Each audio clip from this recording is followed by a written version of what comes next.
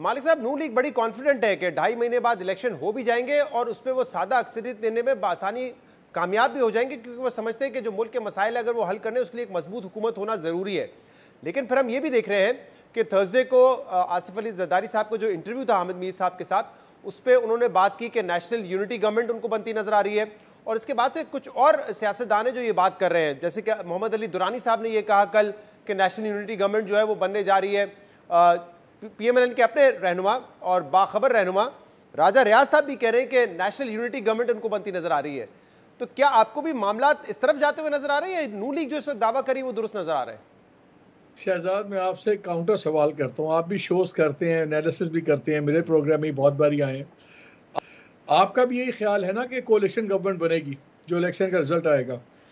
तो आप उसको जो भले जो मर्जी नाम दे दें, आप उसको नेशनल यूनिटी गवर्नमेंट कर दें, आप नेशनल गवर्नमेंट कह दें, आप कोalition गवर्नमेंट कह दें, ये खाली सिमेंटिक्स है। नज़र ये आ रहा है कि सारे होंगे, एक टेंट के नीचे होंगे और बात वैसे ही आगे चलेगी। और जैसे जिस इंटरव्यू को आपने हवाला दिया, उसमें जिस तरह स्नब किया है जरदारी साहब ने बिलावल को, वर्चुअली उन्होंने जिसको कहते हैं ना नीचे से ज़मीन खींच देनी, कि कहाँ एक पार्टी चेयरमैन, कहाँ वो अपने आप को प्राइम मिनिस्टर के कैंडिडेट के तौर पे पेश कर रहे हो, कहाँ उनको एक बच्चा बना दिया as if he is an under training kid. मेरा ख्याल है इससे ये इंटरव्यू बड़ा इंटरेस्टिंग इसलिए है टाइमिंग के लिहाज से। और हम हमेशा कहते हैं कि जरदारी साहब बड़ी समझ की बात करते हैं। मुझे लग रहा है कि ज़रा कॉम्प्रोमाइज़ की तरफ जा रहे हैं और उन पर कोई प्रेशर था जिस पर उन्होंने इतनी एक एक्सट्रीम बात की, क्योंकि ये बात बड़े आराम से बुजुर्गों वाली बात डाइल्यूट की जा सकती थी कि हाँ बिलावल जज्बाती हैं तो कह देते हैं। उस पर इतना एलैबोरेट करना, सब कुछ करना, things are moving in that direction. National unity कह लें, जो भी कह लें, लेकिन कोalition गवर्नमेंट है। अच्छा देखिए, कोएलिशन गवर्नमेंट एक तो 2013 में PMLN की थी, उनके पास सादा अक्सरियत थी, लेकिन फिर भी इत्तेहादी शामिल हुए उनके साथ। PTI की कोएलिशन गवर्नमेंट थी जिसमें MQM थी, बाप थी, GDA थी, तो वो तो कोएलिशन गवर्नमेंट है। मेरे ख्याल से नेशनल यूनिटी गवर्नमेंट आप शायद इन हालात में कहेंगे उस हुकूमत को जहां एटलीस्ट ये दो बड़ी पार्टीज पीपल्स पार्टी और PMLN एक साथ हों, जैसे कि PDM की हुकूमत थी जिसमें 12-13 जमाती इत्तेहाद था। तो ये आपको नजर आ रहा है कि PMLN और पीपल्स पार्टी भी एक ही हुकूमत का हिस्सा होंगे या दोनों में से एक पार्टी ऑपोजिशन में होगी? नहीं, मुझे तो दोनों एक ही गवर्नमेंट का हिस्सा नजर आ रहे हैं। और लीड पार्टी जो नजर आ रहा है वो अभी तक PMLN क्लियरली एक लीड पार्टी है, और जो ये PMLN पीपल्स पार्टी है सेकेंडरी पार्टी है। और आई थिंक जरदारी साहब अपना जो है हुजम बढ़ा रहे हैं उसके अंदर, और कोalition में अपना शेयर बढ़ा रहे हैं। और ये जो लेटेस्ट इंटरव्यू भी था जिसमें उन्होंने इतनी वो कंट्रोवर्शियल बात की, मेरे ख्याल में ये भी एम थी एट प्लीजिंग सम क्वार्टर्स कि भैया कंट्रोल मेरा ही है पार्टी में, बेफिक्र रहें, बिलावल जो मर्जी करें, बिलावल को अलाउ नहीं मैं करूँगा कि to disturb the cart. I think ये मैं उस इंटरव्यू में जो मेरी टेक है वो ये है कि बिलावल साहब ने ये एक एश्योरेंस दी है, in a way public assurance without saying it so, कि मैं जिम्मेदारी लेता हूँ कि पीपल्स पार्टी डिस्टर्ब नहीं करेगी कार्ट को, और इसलिए एक्सट्रीम मेजर हुआ है।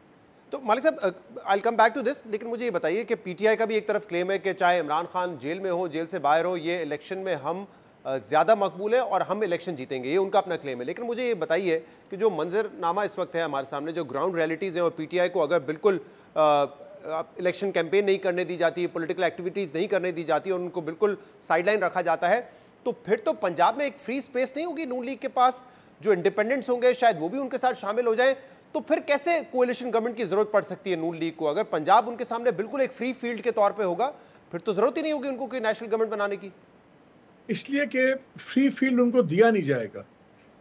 मुस्लिम लीग की एक हिस्ट्री है, जब इनके पास सिंपल मेजॉरिटी थी और जब इनके पास 2/3 मेजॉरिटी थी, वो आपने नतीजा देख लिया है।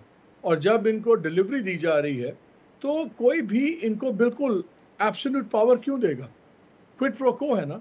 यहाँ पे हम बातें सुन रहे हैं कि जी बहस चल रही है 90 से 120 सीटें, PTI का सुन रहे हैं कि जी अभी ये फैसले होंगे कि 25-30 दी जाएं कि ना दी जाएं, रादर लेने दी जाएं या ना लेने दी जाएं। ये भी बड़ी चीज़ है। लेकिन अगर मालिक साहब पंजाब में कोई ऑल्टरनेट नहीं होगा, अगर अज्यूमिंग कि PTI को एक फ्री रन नहीं मिलता है, तो फिर PMLN का कंपटीशन कौन होगा पंजाब में? कौन स्टॉप करेगा उनको कि हाँ आप एक महदूद सीट लेंगे पंजाब से भी? इंडिपेंडेंस भी है, आपकी इस्तेकाम भी है, अभी अभी आपके आगे ग्रुपिंग्स बनेंगे। अभी it's a bit too early, अभी हम नवंबर में हैं। नवंबर शहजाद खत्म नहीं हुआ, इलेक्शन फरवरी में है, अभी दिसंबर है, जनवरी है, 2 माह है। अब देखिए बलूचिस्तान में वेरी क्विकली, बलूचिस्तान में उन्होंने तोड़ दिया बिल्कुल बाप को, ऑप्शन था या कहीं जाना है आपने, अब बाकी बच्चे कुछ चले गए पीपल्स पार्टी में, कुछ नून में, वहां पे भी नहीं रहना दिया जा रहा। अभी आप पंजाब के अंदर भी इक्वेशन आप देखेंगे, अभी जो आप देख रहे हैं कुछ हाई प्रोफाइल लोग, आपको याद है पिछले कुछ हफ्तों में कोई आईपीपी के अंदर लोग ज्वाइन नहीं कर रहे थे, अब सडनली आईपीपी के अंदर ज्वाइनिंग शुरू हो रही है। और जो कुछ लोग अभी तक पीटीआई के बड़े सीनियर लीडरान जिन्होंने सियासत छोड़ दी, पार्टी छोड़ दी, अब वो भी आप देखेंगे आने वाले दिनों में आईपीपी ज्वाइन करेंगे। ये अभी वर्क्स इन प्रोग्रेस है, अभी ये हतमी शक्ल सामने नहीं आई। और अगर आप मियाँ साहब की लेटेस्ट स्पीच ही सुन लें सियालकोट वाली, तो उसमें भी कुछ ऐसे पॉइंट्स हैं कि somebody will be might get a little nervous।